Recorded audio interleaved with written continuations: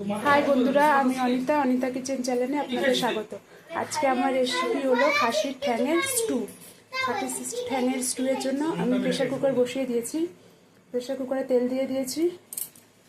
তেলটা গরম হয়ে গেছে। ফোড়নে আমি জিরে, তেজপাতা আর গরম মশলা ফোড়ন।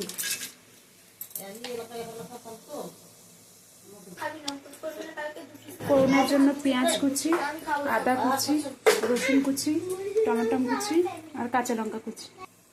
কেটে রাখা পেঁয়াজটা দিয়ে দেবো। কেটে রাখা আদা, রসুন, টমেটো আর কাঁচা লঙ্কা সব একসাথে দিয়ে দেবো। পেঁয়াজটা হালকা ভাজা হয়ে গেছে। এবার কেটে রাখা সবজিগুলো দিয়ে দেবো। সবজির মধ্যে আমি গাজর, বিনস, পেঁপে আর আলু ব্যবহার করেছি। কেটে রাখা সবজিগুলো দিয়ে দিয়েছি। সবজিগুলো হালকা ভেজে নেব। খাসির ঠ্যাংগুলোকে দিয়ে দিয়েছি। এটাকেও ভালো করে এখানে ভেজে নেব।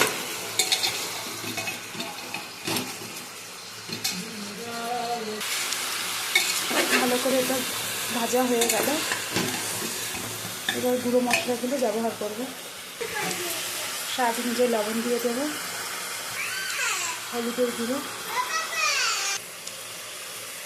কাশ্মীরি গুঁড়ো লঙ্কা।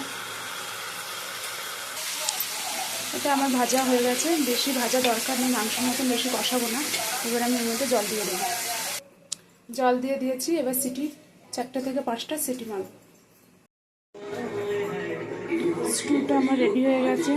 রেসিপিটা যদি ভালো লেগে থাকে তাহলে আমাকে একটা লাইক, শেয়ার, কমেন্ট আর সাবস্ক্রাইব করে দেবেন।